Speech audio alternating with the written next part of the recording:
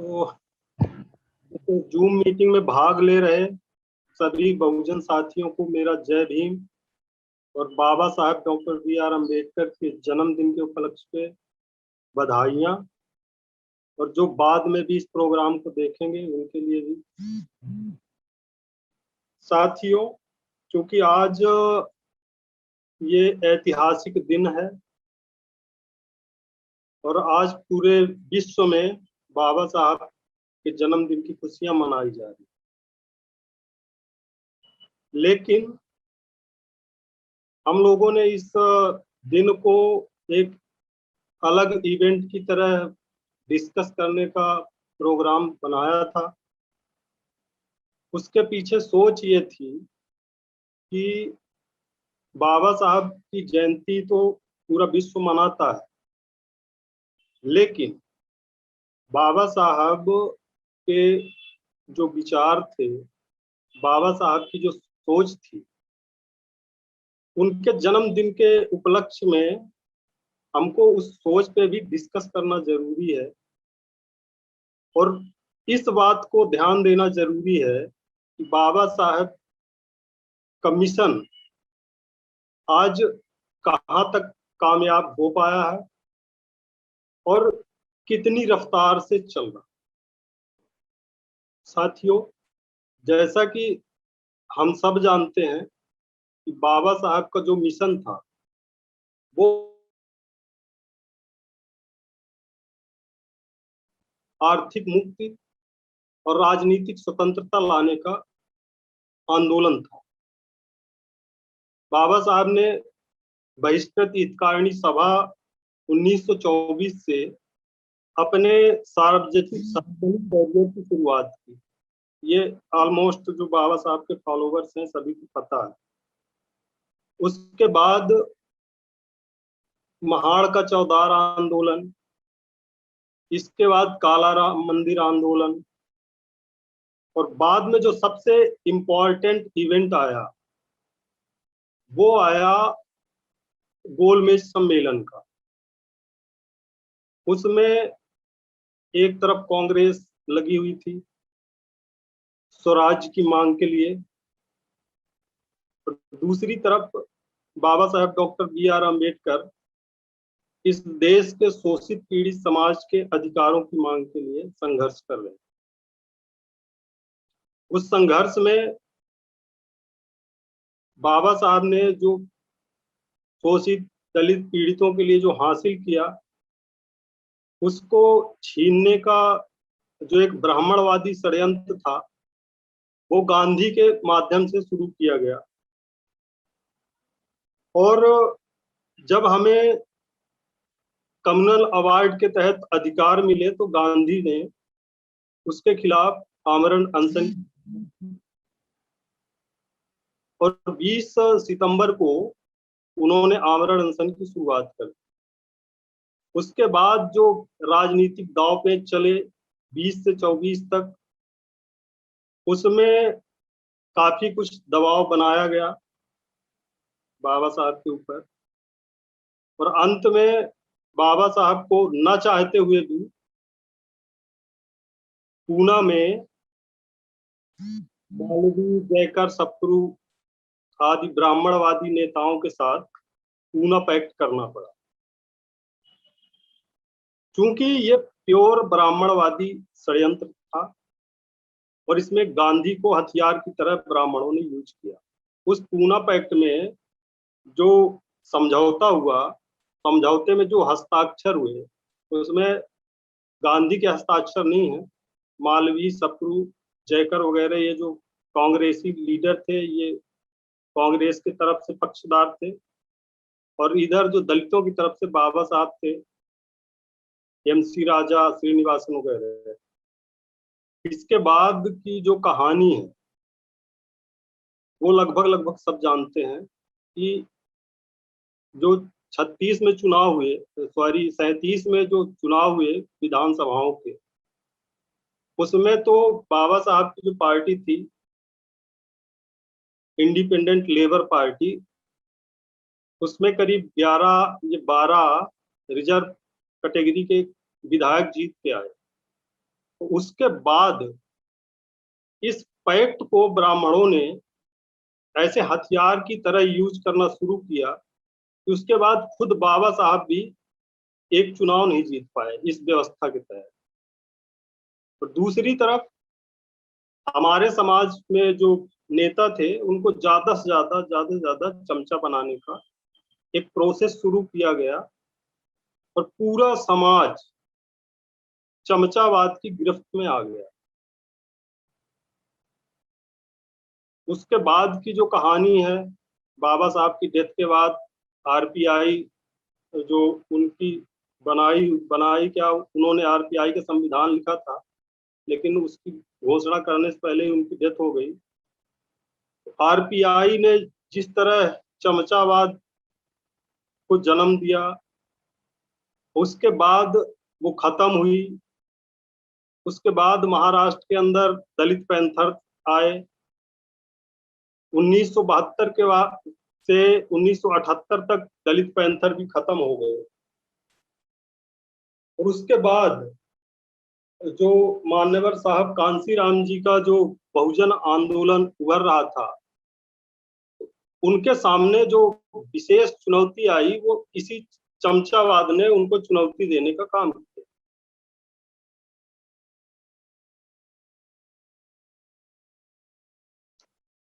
इसी चमचावाद को समाज को चमचावाद से परिचित कराने के लिए 82 में मान्यवर कांसीराम साहब ने एक किताब लिखी, छोटी बुकलेट थी। उसका नाम उन्होंने दिया द चमचा एज। उन्होंने चमचों की कैटेगरी बताई। उसमें से कई सारी कैटेगरी हैं, लेकिन हम आज यहाँ डिस्कस कर रहे हैं 2-3 कैटेगरी। एक तो अज्ञानी चमचे, और दूसरे जो मोस्ट इंपॉर्टेंट चमचे हैं वो प्रबुद्ध चमचे अथवा आम्बेडकरवादी चमचे। और तीसरे जो समाज को गलत दिशा में ले जाने का प्रयास करते हैं वो चमचों के चमचे, जिसको आज हम इलीट वर्ग कह सकते हैं, इलीट क्लास कह सकते हैं। और भी चमचों की कई कैटेगरियां उन्होंने बताई, लेकिन आज जो हम डिस्कस करेंगे वो इन 2-3 कैटेगरी वाले चमचों का डिस्कशन यहाँ होना। क्योंकि जब हम राजनीति की बात करते हैं तो सबसे पहले हमारे दिमाग में ये क्लियर होना चाहिए कि राजनीति का मतलब है इस देश के अंतिम व्यक्ति तक को इस देश की जो व्यवस्था है उसका लाभ पहुंचाना। लेकिन देखने में ये आया है, ये जो चमचावाद उभरा 1932 से लेके अब तक, उसका परिणाम ये हुआ कि जो बहुजन समाज, जिसको हम बहुजन समाज कहते हैं, इसमें से मात्र 3-4% जो लोग हैं जो आज एलीट क्लास की कैटेगरी में आते हैं, ले दे के इन्हीं को बेनिफिट हुआ। और 97% लोग बहुजन समाज में आज भी तमाम तरह के शोषण, अन्याय, अत्याचार सह रहे हैं और तमाम तरह की सुविधाओं से महरूम।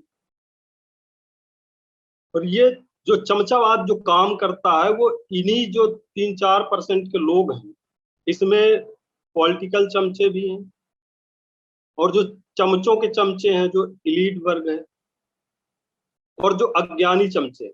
ये पूरा जो चमचावाद का खेल है वो यही 3-4% लोगों को सुविधाएं पहुंचाने का काम करता है।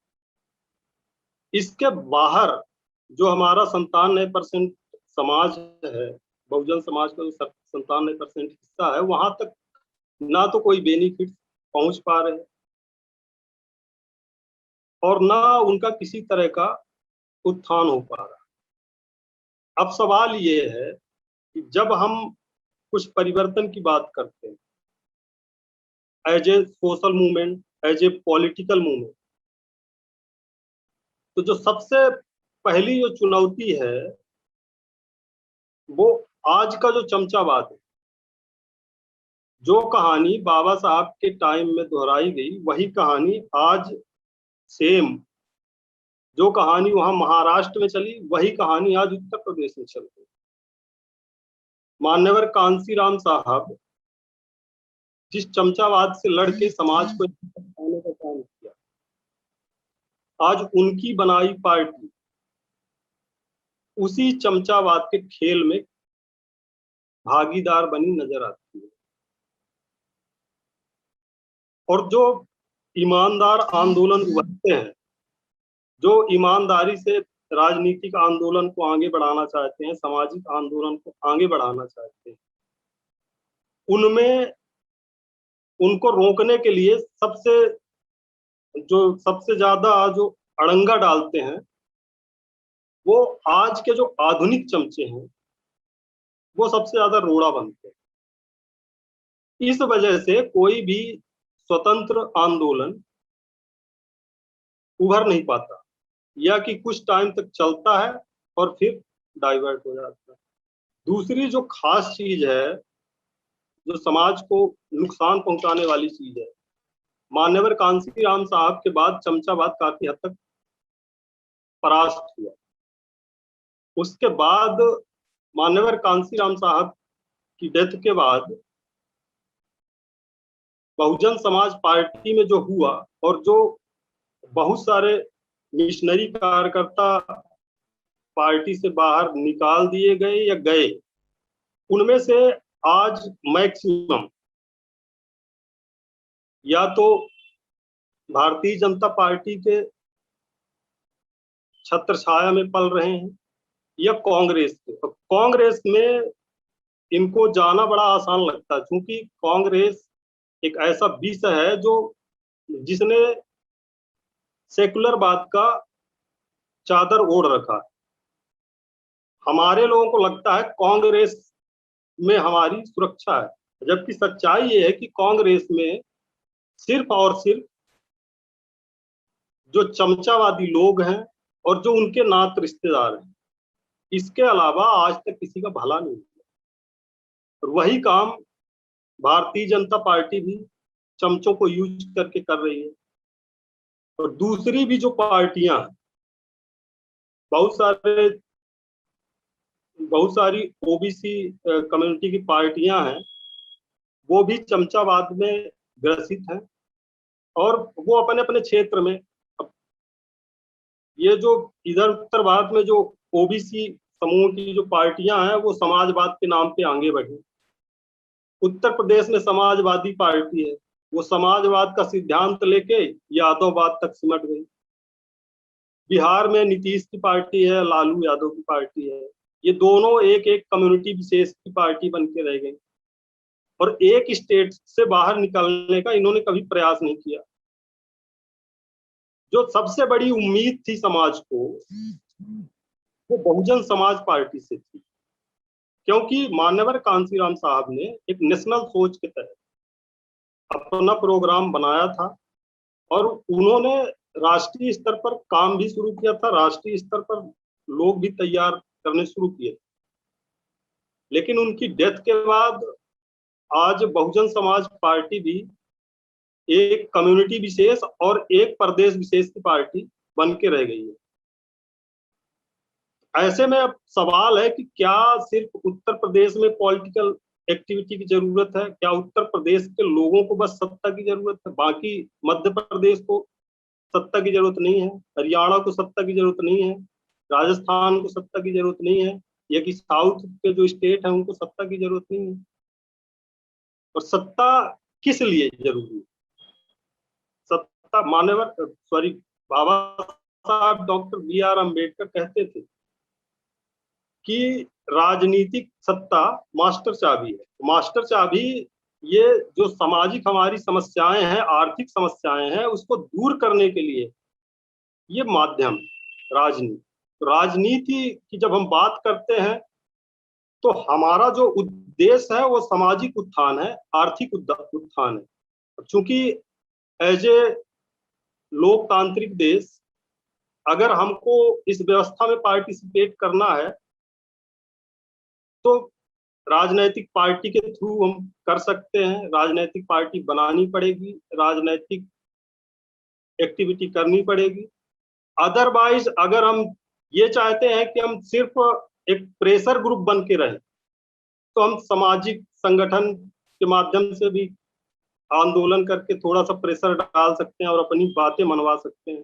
सामाजिक आंदोलन के माध्यम से भी हम थोड़ा सा प्रेशर डाल सकते हैं और अपनी बातें मनवा सकते हैं। हालांकि जो सरकारें आज वो सुनती तो है नहीं।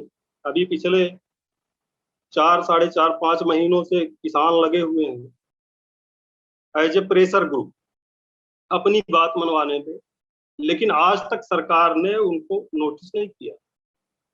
तो इस देश में जो एक चेंज आएगा वो पॉलिटिक्स के माध्यम से आएगा, ये हमारे लोगों को समझना चाहिए। आज जब हम पॉलिटिक्स की बात कर रहे हैं और बहुजन आंदोलन को आगे बढ़ाने की बात कर रहे हैं, समतावादी समाज की स्थापना की बात कर रहे हैं, तो जो सबसे बड़ी चुनौती है वो इस देश में जो जड़ इसकी चमचावाद की जो आज से 90 साल पहले जो चमचावाद की जो जड़ इस देश में जमनी शुरू हुई थी, वो कोई भी आंदोलन जब यहाँ शुरू होता है, ईमानदार आंदोलन, ईमानदार प्रयास, तो सबसे पहली चुनौती उसको चमचावाद से मिलती है। तो हमें ये सोचना है कि इस चमचावाद से हमें कैसे निजात पाना है। उसके लिए जो हमने पिछले 10-12 वर्षों में पूरे देश में करीब 16-17 स्टेट हमने घूम के देखे हैं और हर वर्ग से मिलने की कोशिश की है। उसमें अलग अलग पार्टियों के लीडर भी हैं, अलग अलग पार्टियों के जो चमचे टाइप के लोग हैं उनसे भी मिलके हमने देखा है, जो सरकारी अधिकारी हैं। चूंकि ये जो इलीट वर्ग है, जब हम साम्राज्य चमचों की बात करते हैं तो इसका मतलब हम सबको नहीं कह रहे हैं। ये क्लियर होना चाहिए कि हमारे समाज में कुछ ईमानदार अधिकारी कर्मचारी हैं, लेकिन बहुसंख्यक जो हैं वो इस देश को यथास्थिति में रखने का काम करते हैं। वो ये चाहते हैं कि जो अधिकार मिले हैं वो हमारे इर्द गिर्द ही सुरक्षित रहें। उनको समाज से बहुत बड़ा मतलब नहीं है, इसलिए वो ऐसी बातों को मुद्दा बनाते हैं जिससे उनका बेनिफिट। बाकी जो समाज की बेरोजगारी है, समाज में अशिक्षा है, समाज का शोषण दमन हो रहा है, समाज की ना तो उनके रहने की व्यवस्था है, ना उनके खेती के लिए जमीन है, ना उनका उनका कोई स्वास्थ्य सुविधाएं उनको मिल पा रही हैं, ये मुद्दे नहीं होते। जो मुद्दा होगा वो होगा आरक्षण का, और वो भी आरक्षण में कभी नौकरियां नहीं मिल रही, कभी पदोन्नति में आरक्षण नहीं हो रहा। और अगर देखा जाए, रेशियो देखा जाए, पिछले जब से देश में लोकतांत्रिक व्यवस्था स्थापित हुई और इस देश में जब से संविधान लागू हुआ, तो आज पूरे देश में सिर्फ 2-2.5 करोड़ लोग हैं जो सरकारी जॉब में, पूरा वर्ग मिला के, मैं बहुजन समाज सवर्णों की बात भी कर रहा हूं, सबको मिला के 2.5 से 3 करोड़ लोग हैं जो सरकारी नौकरियों में। बाकी इस देश में आज की जो आबादी है वो करीब 135-36 करोड़ है। उसमें से हमारा जो मूवमेंट है वो सिर्फ 2.5-3 करोड़ लोगों की चर्चा करता है। बाकी जो 133-34 करोड़ लोग हैं उनकी चर्चा कौन करेगा? जो समाज बाबा साहब कहते थे, बाबा साहब ने अपील की थी आगरा में अपने भाषण में 56 में कि मैं चाहता हूं कि हमारे समाज के जो पढ़े लिखे लोग हैं वो अपने जो गांव में रह रहे भाई हैं उनके बीच में जाएं, उनके हालात को देखें समझें और उनके लिए काम करें। और यहाँ हमारा ज्यादा से ज्यादा मूवमेंट जो है वो सिर्फ एक वर्ग विशेष के लिए, जो हमारे पिछले 50-60 सालों से जो हमको अधिकार मिलने शुरू हुए हैं उसमें से जो एक वर्ग उभर के आया है जिसको एलीट क्लास कहते हैं हम, यहाँ पूरा डिस्कशन सिर्फ उसी के इर्द गिर्द चलता है, उसी के अधिकारों के इर्द गिर्द चलता है। तो जो हमारे लोग पॉलिटिकल वर्क करना चाहते हैं और समाज की आर्थिक उन्नति के लिए, समाज को सामाजिक समता लाने के लिए जो ईमानदार प्रयास करना चाहते हैं, वो इन मुद्दों से अपना ध्यान कुछ समय के लिए हटा के वो सीधा सामाजिक कार्रवाई और पॉलिटिकल कार्रवाई करते हुए सीधा समाज में जाएं और जिनको इस परिवर्तन की जरूरत है उनसे मिलें, उनको तैयार करें, उनमें से कैडर तैयार करें। तो हमें लगता है कि जिनको हमारी जरूरत है वहां जब हम काम करेंगे तो हमारी बात आगे बढ़ेगी। और यही तरीका मान्यवर साहब कांसीराम जी ने DS4 के माध्यम से अपनाया था। आज बहुत सारे संगठन एक्टिव हैं, उसमें से एक संगठन कर्मचारियों का है। हालांकि शुरुआत मान्यवर कांसीराम साहब ने की थी बाम सेब की, लेकिन 1981 में उस संगठन से जो जिन लोगों ने निकल के अपना अलग संगठन बनाया माननीय खारपड़े जी के नेतृत्व में, आज वो संगठन मिस्टर बावन मेश्राम जी के नेतृत्व में काम करता है। और ये जब मैं पूरे संगठन का जब अध्ययन करता हूँ, विचार करता हूँ, तो मैं ये देखता हूँ कि ये कहते हैं कि हमने 10 लाख लोगों का 12 लाख लोगों का संगठन बनाया, और सही भी है, ज्यादा से ज्यादा कर्मचारी इसमें जुड़े हैं। लेकिन जब हम विचार करते हैं तो ये देखते हैं इस संगठन में जो समाज का जो आर्थिक बल है वो ये संगठन यूज कर रहा है, जो समाज का बौद्धिक बल है वो ये संगठन यूज कर रहा है, और आज से नहीं 81 से लेके आज तक पिछले 40 वर्षों से यूज कर रहा है। लेकिन उसका समाज को बेनिफिट क्या मिला? इन 40 वर्षों में समाज का इतना जन लगा, धन लगा, और उसका बेनिफिट क्या है? इनके मुद्दे क्या हैं? तो हम दो मुद्दे देखते हैं। एक, ब्राह्मण विदेशी हैं, इनको देश से भगाओ, ये इनका फेमस मुद्दा है। अब सवाल ये है कि एक तरफ आप कहते हो कि हम बाबा साहब को मानते हैं, बाबा साहब के संविधान को मानते हैं। अब उसी संविधान की हम बात कर लें तो संविधान में जो भाग 2 में नागरिकता के अधिकार हैं, वो नागरिकता का अधिकार ये कहते हैं कि इस देश में जिसने 10 साल रह लिया और जो भी हमारी रिक्वायरमेंट है उसको पूरा करते हुए अगर नागरिकता प्राप्त कर ली तो वो इस देश का नागरिक हो गया। अब जो इस देश का नागरिक है, ऐसे एक व्यक्ति को आप संवैधानिक तरीके से इस देश से बेदखल नहीं कर सकते हो, तो आप पूरी कम्युनिटी को कैसे बेदखल कर दोगे? कभी ये भी बताया आपने? और किस दुनिया में आप जी रहे हो? आज सिर्फ इस देश में संविधान नहीं, इंटरनेशनल संविधान भी है जहां दुनिया में कहीं भी अगर अन्याय अत्याचार होता है तो लोग वहां भी अपील कर सकते हैं। तो हमारे समाज का मुद्दा क्या होना चाहिए? ब्राह्मणों को देश से भगाने का मुद्दा होना चाहिए? ये ब्राह्मणों ने जो शासन सत्ता में जो अपना एकाधिकार बना रखा है, उस शासन सत्ता से, उस बेनिफिट से हमको ब्राह्मणों को नीचे लाने की जरूरत है।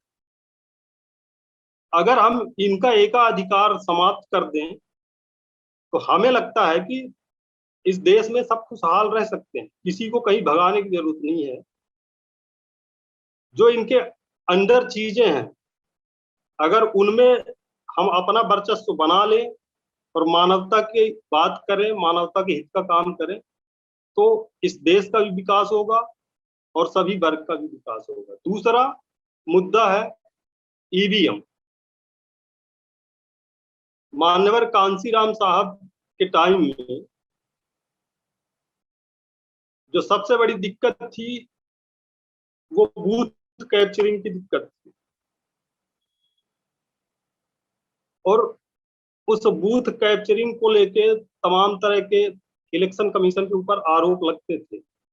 इसके बाद एक सिस्टम आया ईवीएम का।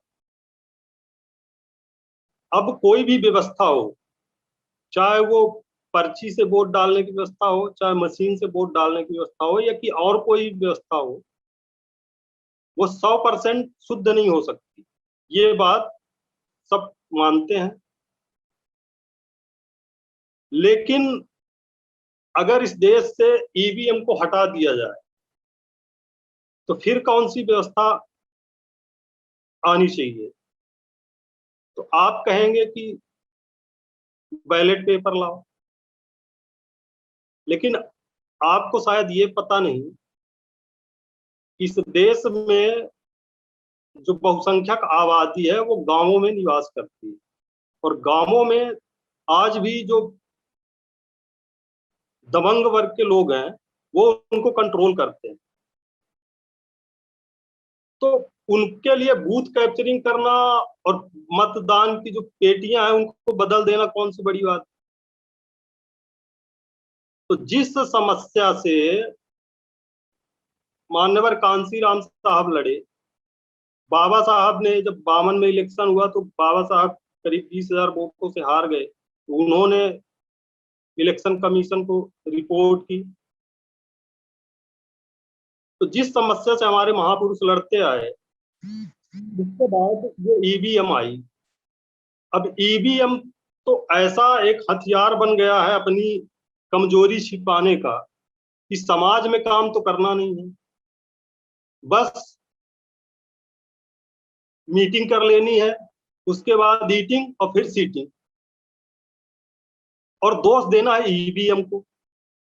अरे जब तुम्हारे कॉन्स्टिट्यूंसी में तुम्हारे 5,000 वोट नहीं है तो तुम ईवीएम बदल लो, चाहे कोई और व्यवस्था ला लो, क्या कर लोगे? तो मैं समझता हूं कि सबसे जो ज्यादा जरूरी है वो समाज को बड़े पैमाने पे तैयार करने की जरूरत है।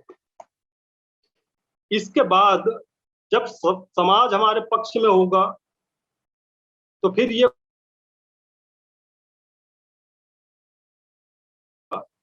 तो इन जो दिक्कतें हैं इन दिक्कतों को समाज हैंडल कर लेगा। और इसका तरीका साहब कांसीराम ने निकाला। साहब कांसीराम ने अपील की लोगों से कि जो वोट की सुरक्षा है वो अपनी बहन बेटियों की तरह करना चाहिए, और लोग उस अपील को माने, और वो सुबह से लेकर शाम तक पोलिंग बूथ पे जाके बैठ जाते थे।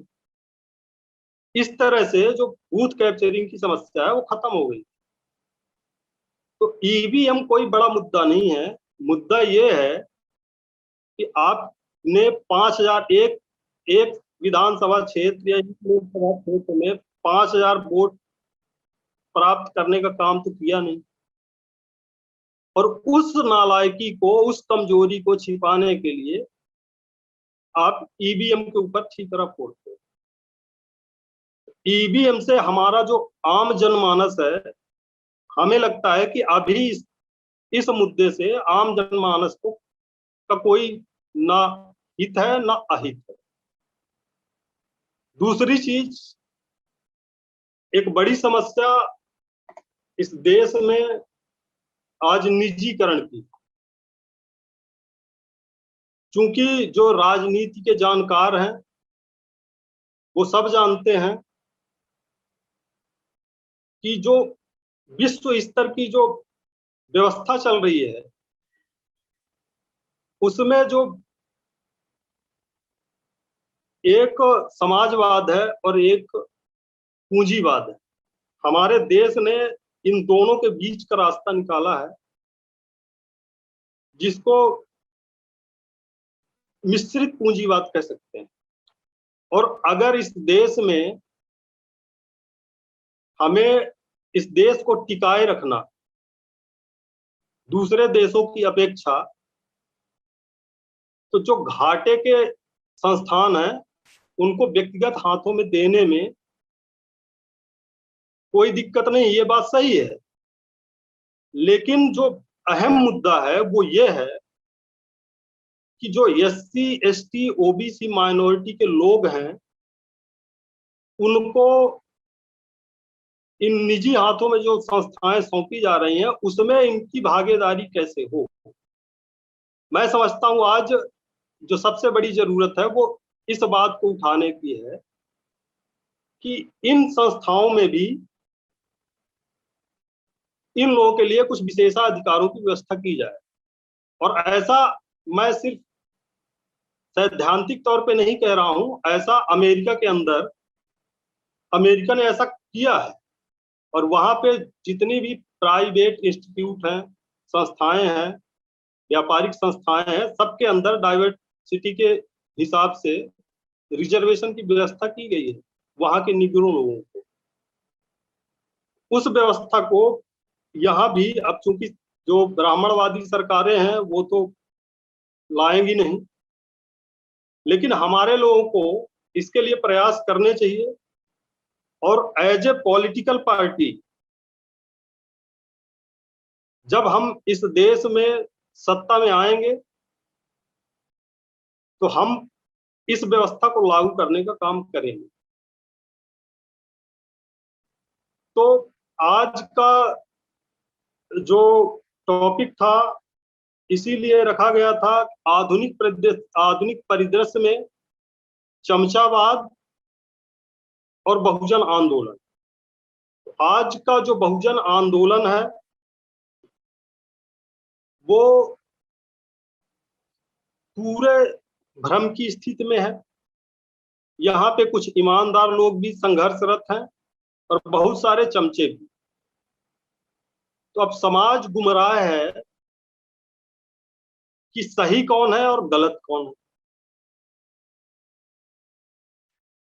तो समाज तो अभी देखेगा, परखेगा, लेकिन हमें जो ज्यादा से ज्यादा जो काम करने हैं वो सकारात्मक सामाजिक कार्रवाई और राजनीतिक कार्रवाई की ओर फोकस करना पड़ेगा। तभी हम इस देश में चमचावाद को डिफीट कर सीधा ब्राह्मणवाद से फाइट करने के लिए मैदान पे आ पाएंगे। नहीं तो हमारा ज्यादा से ज्यादा जो टाइम है वो इन चमचों में खत्म हो जाता है। हमारी पूरी एनर्जी इस चमचावाद से लड़ाई लड़ने में खत्म हो जाती है। हमारे पूरे साधन संसाधन इस चमचावाद से लड़ने में खत्म हो जाते हैं। इसलिए हमें इस जो समाज में जो तरह तरह कैटेगरी के जो चमचे हैं उनकी पहचान करते हुए इनको एक्सपोज करने की जरूरत है समाज के सामने, और समाज में सकारात्मक कार्रवाई करनी है। और उसके लिए जो बेसिक जरूरत है वो है अपने कैडराइट कार्यकर्ता होंगे। जिस उद्देश्य के लिए हम चल रहे हैं उस उद्देश्य से जुड़े हुए, उस उद्देश्य के तहत हमें ज्यादा से ज्यादा समझदार लोगों की जरूरत है। और उसके लिए हम सोचते हैं कि एक कैडर कैंप के माध्यम से समाज के जो लोग हैं, समाज के जो दबे कुचले वर्ग से जो लोग हैं, जो ईमानदार लोग हैं, जिनको परिवर्तन की जरूरत है, यथास्थितिवादियों में जो इलीट वर्ग है, इसमें अगर हम टाइम देंगे तो ये ना तो आपको महत्व देने वाला और ना आपकी बातों को समझने वाला, क्योंकि ये यथास्थितिवादी है। इसको जो सुविधाएं मिल गई हैं, ये बस उन्हीं सुविधाओं को बचाने की जुगाड़ में रहते हैं, चाहे वो पॉलिटिकल चमचे हों और चाहे ये जो चमचों के चमचे। तो इनसे सावधान रहते हुए, इनको एक्सपोज करते हुए हमें सकारात्मक सामाजिक कार्रवाई की ओर अग्रसर होना है और प्रयास करना है आने वाले 10 सालों में, 2032 में इस चमचावाद के इतिहास के 100 साल पूरे हो रहे हैं। 1932 में चमचावाद की शुरुआत हुई थी पूना पैक्ट के माध्यम से, और 2032 में चमचावाद के पूरे 100 साल पूरे हो जाएंगे। हालांकि 1982 में मान्यवर कांसीराम साहब ने कहा था कि ये जो 50 साल हो गए हैं चमचावाद युग के, तो मैं समझता हूं कि 10 साल में अब चमचावाद को हम खत्म कर देंगे। लेकिन उस टाइम जब तक मान्यवर साहब कांसीराम प्रयासरत थे, तो चमचावाद ठंडे बस्ते में चला गया था करीब करीब। लेकिन अब आजकल फिर से जब स्वतंत्र मूवमेंट, ईमानदार आंदोलन उभर रहे हैं, तो फिर चमचावाद भी एक्टिव हो रहा है। इसलिए हम लोगों को ये तैयारी करनी है कि आने वाले 10 वर्षों में 2032 तक हम इस चमचावाद को खत्म करने का प्रबंध करेंगे। तो इस दिशा में भी हम लोगों को काम करना है। तो मैं समझता हूं कि अगर इस तरीके से हम लोगों ने काम किया, मान्यवर कांसीराम साहब ने एक फार्मूला दिया है, N into D into S is equal to change. इस फार्मूले के तहत हमें तो समाज में चाहत पैदा करनी है। पहले समाज की जो जरूरत है उसको समझना है, उसमें चाहत पैदा करनी है और उस शक्ति को, सामाजिक शक्ति को परिवर्तन के लिए संगठित करना है। क्योंकि आज एक महत्वपूर्ण कार्यक्रम हमारी पार्टी के राष्ट्रीय महासचिव माननीय दिनेश कुमार गौतम जी ने आगरा में आज एक महत्वपूर्ण कार्यक्रम ऑर्गेनाइज किया था, और उन्होंने आज वहां मान्यवर साहब कांसीराम जी के एक वोट एक नोट सिद्धांत का उद्घाटन किया है कि हमारी जो पार्टी है, एक तरह से लॉन्चिंग की है कि हमारी जो पार्टी है वो आने वाले चुनावों में मान्यवर कांसीराम साहब के एक वोट एक नोट की जो फिलॉसफी थी उसको लेकर पूरे देश में चुनाव लड़ेगी। तो जब हम सकारात्मक कार्रवाई के द्वारा समाज में जाएंगे, तो समाज को चमचावाद से, ब्राह्मणवाद से तो अवगत कराना ही है, और समाज से ये अपेक्षा भी करनी है कि अगर इस देश में बदलाव लाना है, इस देश के अंतिम व्यक्ति तक इस देश की जो व्यवस्था है उसका लाभ पहुंचाना है, तो हमें समाज से ही सहयोग चाहिए। क्योंकि जो ये प्रयास करने वाले लोग हैं, जिनको जरूरत है, वो आर्थिक विपन्न लोग हैं, और जिनके पास पैसा है उनको परिवर्तन की जरूरत नहीं है। वो अपना जो स्टेटस है, जो पैसा है, उसको बचाने के लिए वो मूवमेंट करते हैं। तो अब समाज को जरूरत है, समाज को काम करनी है, तो समाज से ही हमें आर्थिक सहयोग भी चाहिए। तो आर्थिक सहयोग के लिए समाज को ज्यादा से ज्यादा तैयार करना पड़ेगा। और हमारी आबादी इस देश में इतनी ज्यादा है बहुजन समाज की, कि हमारा समाज जो अनेक बुरी लतों में जो 10 रुपए 20 रुपए दिन में खर्च कर देता, अगर उतना पैसा ही समाज की सामाजिक उन्नति, आर्थिक उन्नति के लिए सहयोग कर दे, तो हमें लगता है कि इस देश में हमें किसी और के सामने हाथ फैलाने की जरूरत नहीं पड़ेगी। उतने सहयोग से ही हम इस देश में सामाजिक परिवर्तन और आर्थिक जो मूवमेंट है, आर्थिक मुक्ति का जो मूवमेंट है, उसको हम लोग मंजिले मकसूद तक पहुंचा सकते हैं। तो आने वाले टाइम में हम लोग इन्हीं मुद्दों को लेके समाज में जाएंगे और कोशिश करेंगे कि ज्यादा से ज्यादा हम कैडर तैयार करें और समाज को इस चमचाबाद के प्रभाव से बचाएं। आजकल जो सबसे बड़ा खतरा है, क्योंकि मान्यवर साहब कांसीराम जी कहा करते थे कि कांग्रेस हरी घास में छुपा हुआ हरा सांप है और भाजपा वो कोबरा सांप है, और बाकी जो लेफ्ट राइट पार्टियां हैं ये सपोले हैं, ब्राह्मणवादी।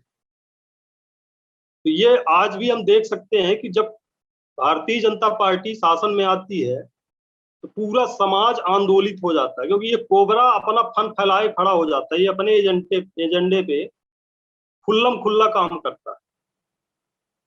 इसलिए समाज भाजपा के आने से ज्यादा जागरूक हो जाता है, आंदोलन ज्यादा शुरू हो जाते हैं। लेकिन जैसे ही कांग्रेस आती है तो फिर समाज चादर ओढ़ के सो जाता है, क्योंकि कांग्रेस के जो षड्यंत्र हैं, वो जो इनका जो सेकुलरवादी चेहरा है, उसमें ये बड़े आसानी से अपने षड्यंत्र छिपा लेते हैं। आज हम बात कर रहे हैं कि संविधान बदल जाएगा, संविधान बदल देगी सरकार। आज करीब 103-4 अमेंडमेंट हो चुके हैं संविधान में। उनमें से मैक्सिमम जो अमेंडमेंट हैं वो कांग्रेस के टाइम में हुए। तो ये जो संविधान है, चूंकि संविधान का जो आर्टिकल 368 है वो आपको अमेंडमेंट, सरकार को अमेंडमेंट करने का अधिकार देता है। तो ठीक है, अब जो सरकारें हैं वो अपने हिसाब से अमेंडमेंट कर रही हैं।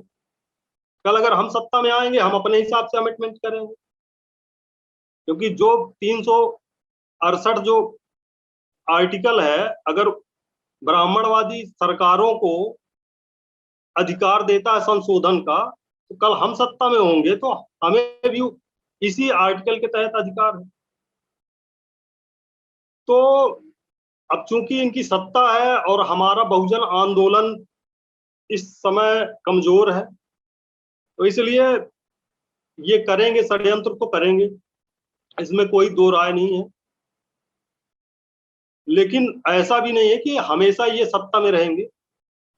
अगर हम लोगों ने ईमानदारी से प्रयास किया और समाज को बड़े पैमाने पे तैयार किया, तो इस देश में हमारी आबादी के हिसाब से हम भी सत्ता में आ सकते हैं और संविधान को हम अपने हिसाब से लागू कर सकते हैं, और जो समय के साथ जो जरूरतें हैं उसका अमेंडमेंट कर सकते हैं, उसमें कोई बड़ी बात नहीं है। तो ये सारी चीजें हैं।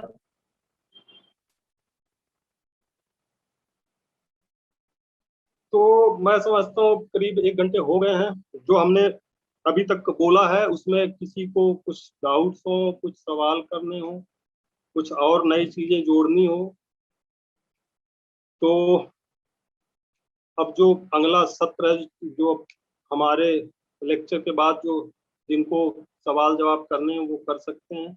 मैं अपनी बात यही खत्म करता हूँ। जय भीम, जय भारत, जय पेरियार, जय Kanshiram. We can create even casteless society only by becoming rulers of India.